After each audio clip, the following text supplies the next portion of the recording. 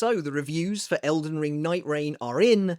How has FromSoftware's latest game performed with the critics? Well, while it doesn't quite match the meteoric heights of Elden Ring and Shadow of the Erdtree, Elden Ring Nightreign is doing perfectly okay for itself. At the time of recording, the game is currently sitting at a very respectable 80 on Opencritic and a 78 on Metacritic after 69 reviews, which ultimately doesn't sound too bad to me for a wildly experimental, multiplayer-focused title that's completely outside of From Software's usual wheelhouse. This is a brand new genre for them to tackle, and while I love them for the Souls-likes they pioneered, I'm also not against seeing them try something new, seeing them spread their wings and branch out, and of course, for my part, enjoying more Elden Ring, even if it does take on a markedly different form. And with Elden Ring Nightreign releasing tonight at the time of recording, I wanted to briefly discuss some of the reactions I've seen to the review landscape for the game, because it's genuinely fascinating. And of course, the vast majority of From Software fans are level-headed in their approach to both the praise and, by the sounds of it, the legitimate criticism levied at the game. But there's definitely a subset of people to whom Nightreign somehow signals the absolute end of all things From Software and Souls, as if it's the spark that'll set aflame the bridges they've spent so long meticulously crafting. With the reviews essentially all said and done, all in all, the game's immediate critical reception is decidedly more mixed than the average From Software fan is likely used to at this point. Though, frankly, it's still good, but the truth is reception to Elden Ring Nightreign has been mixed from the very beginning. Rarely have I seen a situation where a developer's prior portfolio, specifically their prior library of Game of the Year worthy successes pretty much back to back for the most part, has actively contributed to a game being immediately dismissed or looked down upon by so many, specifically those who are self-confessed fans, die-hard fans of said developer. There was real excitement at the prospect of Elden Ring Nightreign when it popped up out of nowhere at last year's Game Awards, or an Elden Ring spin-off, whatever this game was, but that quickly evaporated when people discovered it was a multiplayer-centric title. A phenomenon that repeated itself almost verbatim when the Duskbloods was revealed at the Nintendo Switch 2 event earlier this year, though that subsequent drop-off in excitement was exacerbated by the fact the Duskbloods initially looked brand new. It looked potentially single-player, whereas Elden Ring Nightreign has had the distinct advantage, I guess you could call it, of at least always looking, on the surface, to be a smaller part of a wider whole. But from the moment it was confirmed to be a multiplayer-centric title, people had already decided it wasn't for them, despite their love of From Software, and despite the developer's established pedigree. And that is totally fine. Not every game is for everyone. If you're not into multiplayer games, then there's no reason why you should suddenly be into this one simply because From Software's name is attached to it. The question I have, though, is this. Why don't we inherently want From Software making multiplayer games? Even when it's painfully obvious that games like Nightreign are merely side projects, designed to bridge the gap between mainline releases, projects designed to get the most out of assets that would otherwise just sit there, while giving From Software fans something else to play in the meantime. People aren't willing to even give them a chance, it seems. It's a fascinating juxtaposition. No, Nightreign isn't a Souls game, but seeing From Software effectively breaking open their existing game to try and find something new of value is intrinsically interesting to me. They are a beloved developer, operating at the apex of their talent and influence, which you might think would give them more leeway to try other things. But the Souls community, perhaps hardened by years of attempting brutally difficult bosses again and again, is nothing if not stubborn, and many people simply don't want From Software to make multiplayer games, even when they are completely untested, unproven. And again, I want to reiterate that that is totally fine. It makes sense. I would rather FromSoftware were dedicated wholly to their usual single-player fare. It's totally natural to see these games and to be disappointed if you are inherently not interested in them, if you just don't want to play them. But some of the takes I've seen surrounding Elden Ring Nightreign and its reviews have been laughable, to the point of bordering on parody, with people claiming FromSoftware has made a huge mistake, that by making and releasing Nightreign, they've somehow completely devalued the Elden Ring brand, and that a score of 80, by the way, on Opencritic somehow validates every perceived issue they've had, not just with the game, but with From's supposed perilous downhill slope of a new direction since day one, that this turned out exactly the way they thought it would, and of course that it doesn't bode well for the Duskbloods or FromSoftware's future at all.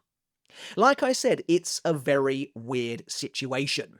I'm not sure I've ever seen certain portions, albeit potentially small portions of a community, so determined to put a developer in a box so specifically before. And don't get me wrong, as I mentioned earlier, I fell in love with FromSoftware thanks to Bloodborne, and those are the games that I predominantly want to play from them. But to think this game is anything more than a small-scale side project for the developer seems completely misaligned to me, as though Nightreign is a portent of things to come, that FromSoftware has transformed from the single-player pioneers and trendsetters they once were with Dark Souls and have been held aloft as ever since, into trend-chasing, money-grubbing corporate cash cows, is wild to me. As I keep reiterating, there is absolutely nothing wrong with criticising a game legitimately. It's one of the cornerstones of entertainment. It's how things grow, it's how products improve.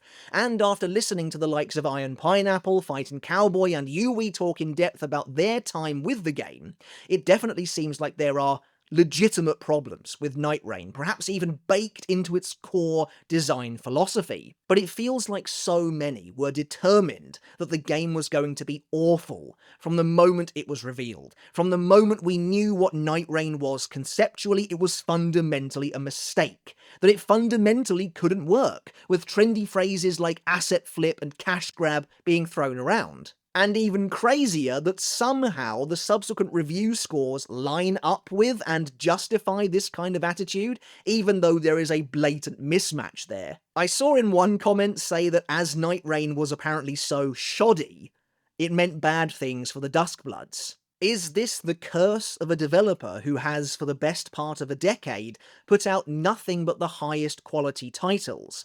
That they've not earned a lick of trust, but instead have been put up on a pedestal so precarious that its toppling is completely inevitable, and even potentially longed for. Much of this discourse surrounding Nightreign feels desperately cynical. But I guess the review landscape of Elden Ring Nightreign was always going to be divisive. That's the kind of game it is inherently. So what exactly are the reviews of Elden Ring Nightreign saying? Well, let's take a holistic look at what people think of From's first true multiplayer-centric effort. And while I've yet to play the game since the network test, a lot of the reviews seem to share similar sentiments. That Elden Ring Nightreign is indeed a fascinating experiment, certainly a strange title, one that meshes genres and styles in a way that simply shouldn't work, and yet under the right parameters it absolutely does. And yet those parameters can be very finicky, they can be very hard to come by. At least from what I've seen and read, there are fundamental issues with the game. A roguelike that doesn't have enough in the way of randomization, for example, to make each run feel as different as possible. Or that the game can be hellish when played with randoms who don't know how to communicate. Meanwhile, solo play is apparently nearly impossible, or at the very least unbalanced, though I have to admit watching Yui take down Libra on their own was refreshing to see. And that the game doesn't support crossplay in any shape or form, which does seem like utter insanity in 2025. The game is certainly janky. I found as much when I played the network test. Trying to scale walls by roughly bunny hopping up them is kind of hilarious to see, and the super sprint does kind of feel like it breaks what Elden Ring is. And yes, it is effectively made up of reused Elden Ring assets, but I mean, I know I'd certainly rather have something new to play while we wait for whatever's next. Plus, again, you can see the level of priority and importance that's been placed on Nightreign internally, considering that it isn't even a full-priced game. And, at least here in the UK, the base price of the game is half the recommended retail price of a normal fully fledged game. There's a lot of talk about letting FromSoftware stick to their vision when it comes to their games, specifically around the topic of difficulty settings, and yet when FromSoftware's vision suddenly doesn't align, it's time to throw the whole thing out the window. Again, legitimate criticism shouldn't be discouraged. Maybe Nightreign really doesn't work as a concept, but then I'd argue the review scores themselves, and what these trusted players are saying doesn't jive with that. But this notion that Nightreign somehow devalues From as a developer, that it's shoddy, that it's little more than an Elden Ring mod, and doesn't bode well for the future considering their next major game seems to be another multiplayer title, is kind of crazy to me. But I mean, maybe I'm completely off base here. I would love to hear your thoughts on the matter.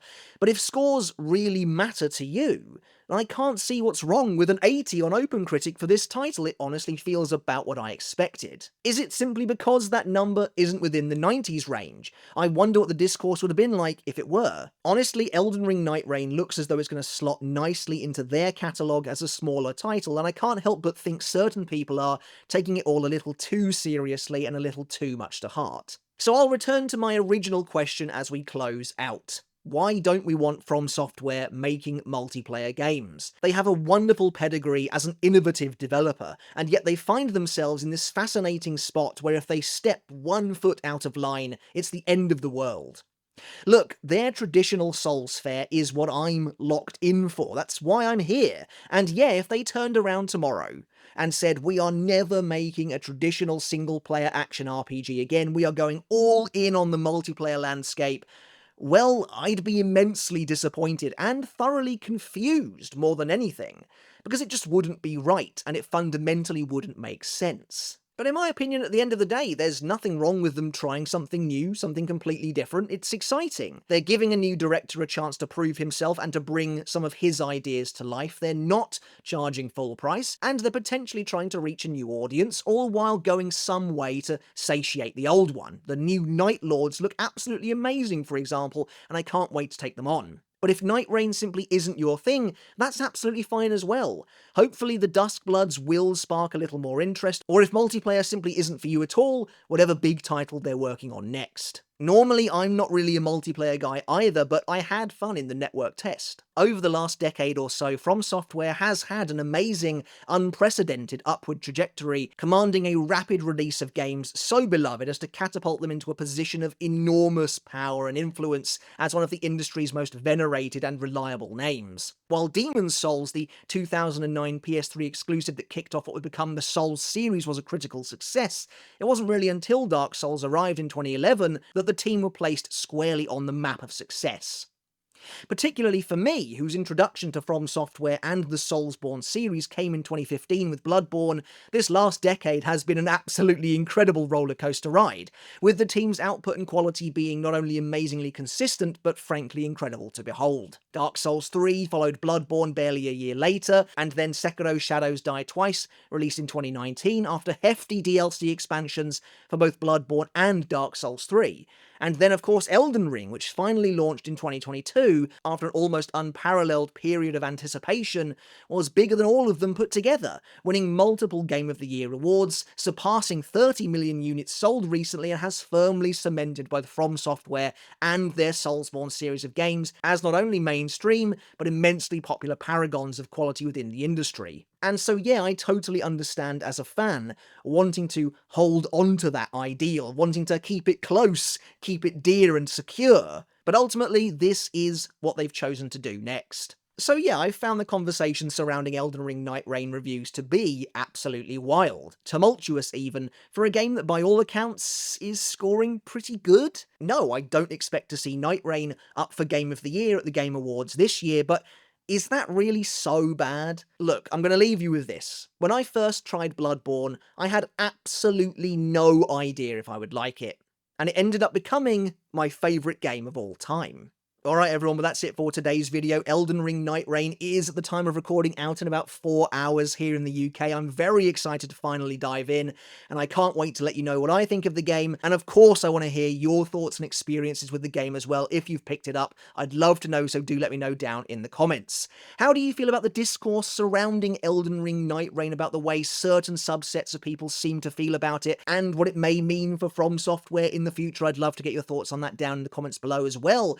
But until next time, everyone, thank you so very much for watching. I hope you enjoyed this video. Consider hitting subscribe if you did. If you haven't done already, maybe you're new here, or maybe you just haven't subscribed yet. Either way, your support would be greatly appreciated. And until next time, I'll catch you later, and let's talk games again.